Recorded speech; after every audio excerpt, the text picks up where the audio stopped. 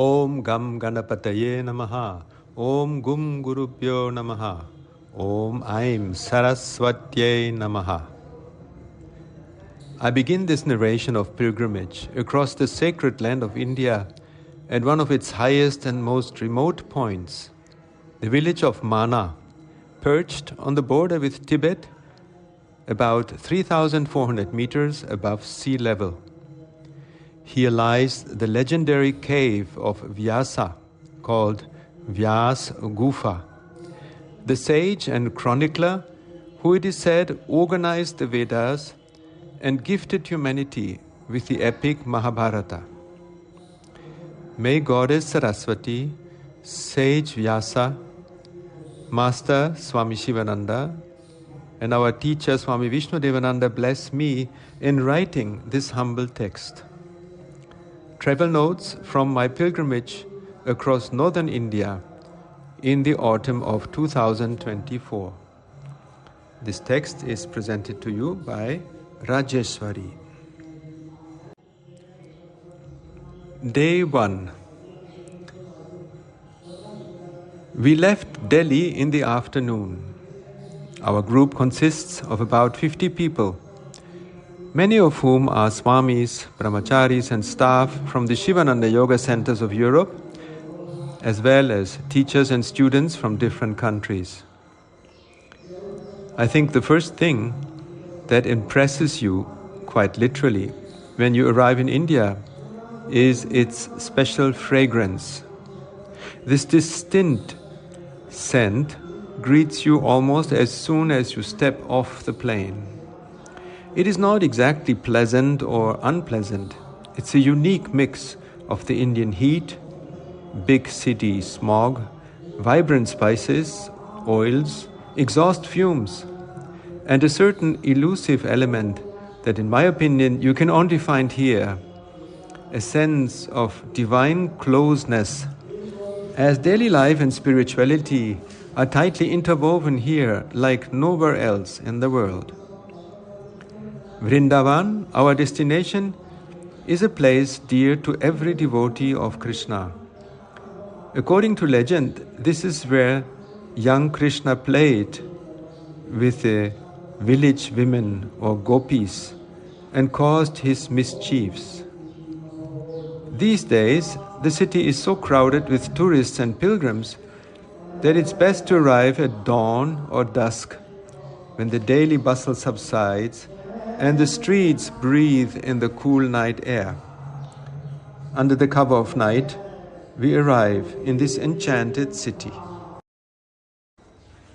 Day 2. For the next 7 days, this wonderful, cozy ashram on the banks of the Yamuna river, near the Radha Ghat or bathing ghat, and the ancient temples of the city will be our home. The pilgrim's schedule echoes that of the ashram. Morning meditation begins with a group mantra chanting. Chanting the Maha Mantra, accompanied by 3 local musicians on harmonium, cymbals, and percussions. The kirtan flows from gentle ragas to wake us from sleep, to more spirited melodies as we praise the blessed Lord Krishna. The final note rings out as voices merge in one harmonious call, Hari Bol. Later, during the first lecture, we discuss what a yatra, a spiritual pilgrimage, truly is. Gopala, an experienced yogi and speaker from Spain, guides us along the fine line between a travel and a pilgrimage. Pilgrimage is a journey to divinity. Armed with Gopala's advice, we remember the most important rule. The ideal life is one without expectations. That evening, our Bhagavata Saptaha program, a 7-day journey into the subtle essence of life, begins under the guidance of Sri Venugopal Goswami.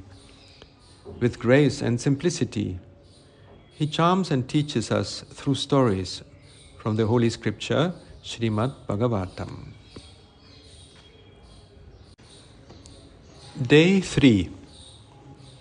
The day begins with group mantra chanting, and as our ears grow accustomed to unfamiliar melodies, we join in with confidence, harmonizing with the leader and catching the subtleties of the Indian scale.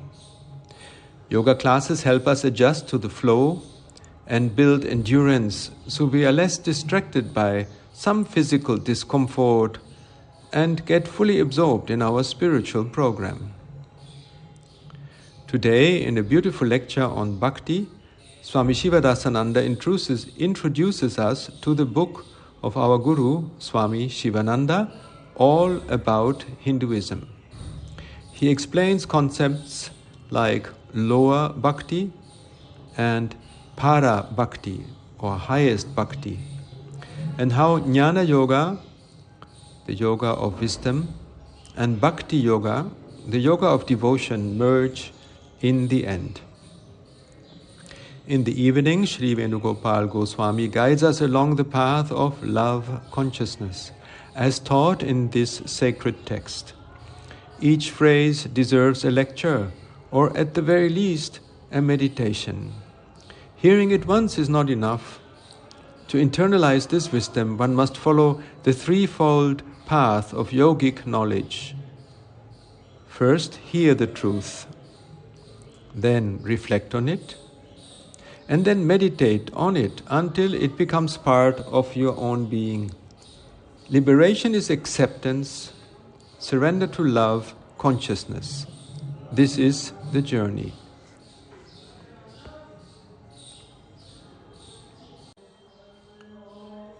Day 4. Our life in the ashram settles into a familiar rhythm. Group kirtan at dawn, pranayama and asanas, with deep shavasana in the ashram's tranquility. The city's distant sounds no longer disturb, but instead add a subtle backdrop to the ashram's inner peace. The grounds are well kept, with ample shade from green trees, providing refuge from the midday sun.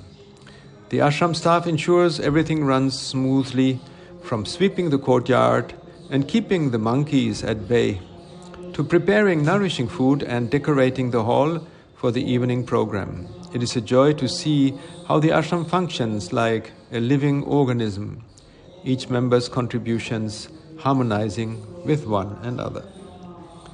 The daily pujas for the ashram deities, primarily Krishna, have become an essential part of our routine, a form of protection, blessing, and spiritual alignment for the day. Even if we are not consciously aware of it, the various mantras and chants create an invisible sheet around us, fortifying our aura. Day 5. The day begins with a special darshan, or temple visit, at the Sri Radha Raman Mandir, one of Vrindavan's most revered temples, over 500 years old. We enter almost first and wait in cool silence before the altar. Behind the curtain of rich blue velvet is the main deity, Krishna, as Radha Ramana, the lover of Radha.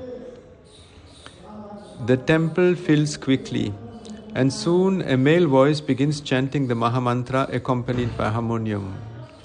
This sound mingles with the voices of devotees greeting one another and their Lord. Somewhere a woman starts a soulful song to Krishna, her sweet voice tinged with sadness and hope, perhaps a gopi song of longing for her beloved Krishna. Suddenly the curtain opens, and there he is, the black Krishna, richly dressed, and it seems smiling. But all I can focus on are his eyes, large, almond-shaped. There is no escaping or hiding from that gaze. In it, I see perhaps a hint of a smirk, perhaps a gentle reproach, but mostly a powerful affirmation of life and love. We participate in the arati, and the priest distributes the flame which we accept as a protective covering. One last look before the curtain closes and the temple starts to empty. It's time to begin the day after the first morning encounter with God. Day 6. This morning we woke up before dawn again and set off to the Gopishwar Mahadev Mandir, a temple of Lord Shiva. Legend has it that Lord Shiva is worshipped here in the form of a beautiful gopi. He is called Gopishwara. And in this form he appeared in Vrindavan to participate in Krishna's Ras Leela or divine play.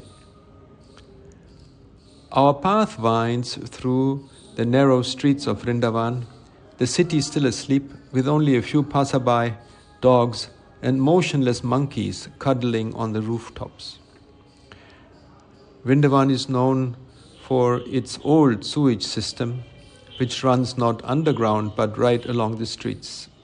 Unfortunately, this means we not only see but also smell all the aromas, scents and foul odors of the residents' activities literally rotting on the streets.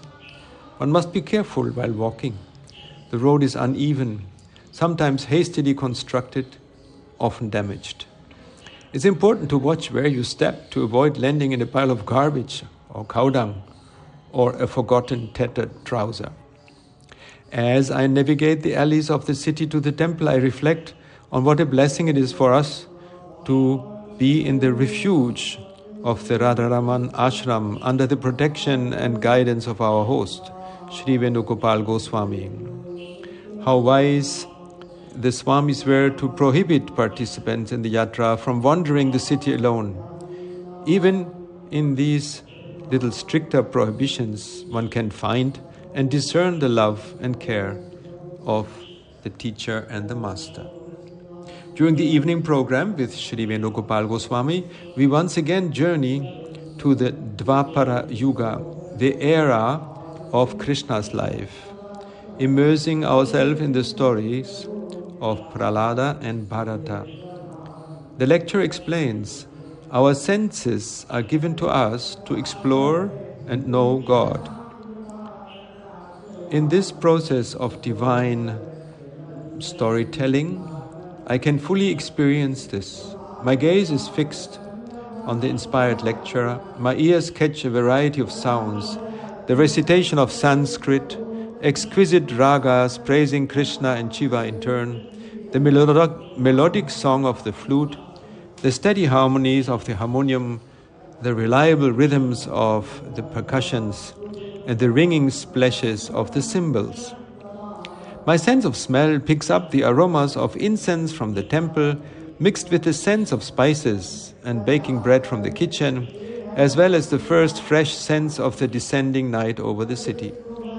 The fabric of a light shawl wraps around my body, and yet another invisible covering of sacred texts and music performed by musicians envelops me, evoking the inner sense of touch. All of this creates a final chord of taste, a sweet sensation of the renowned rasa, the subtle relish.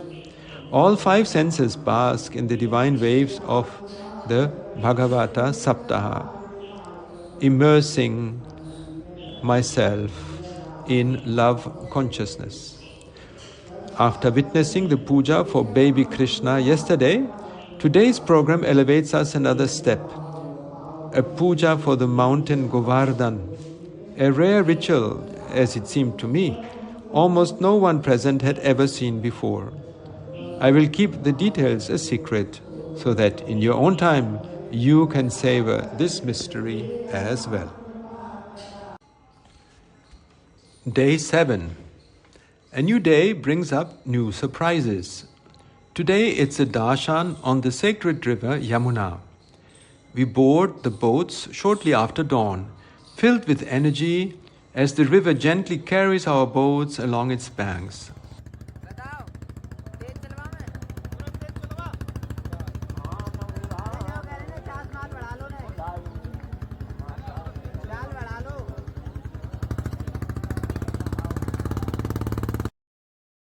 From the boat, we can see a local roadside market with essential goods, fruits, and tea. Sacred cows wander along the banks in search of prasad, or sacred food, from the devotees, while sadhus, wandering monks without homes or possessions, take a break from their austerities. From both sides of our group boats, we sing a kirtan, praising Krishna, Radha, the river Yamuna, and Vrindavan itself. Yamuna tira vihari, Vrindavan sanchari.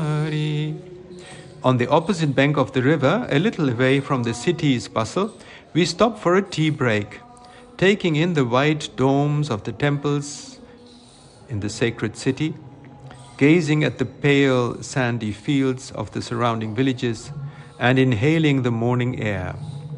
My imagination conjures tales of Krishna's childhood, when he, as a coward, roamed these very fields and forests, playing pranks and mischief, taming the fearsome serpent living in the Yamuna river, and lifting the famous Govardhana hill on his pinky finger. It feels as though I'm entering a realm of wonders. Fairy tales come alive, and it becomes unclear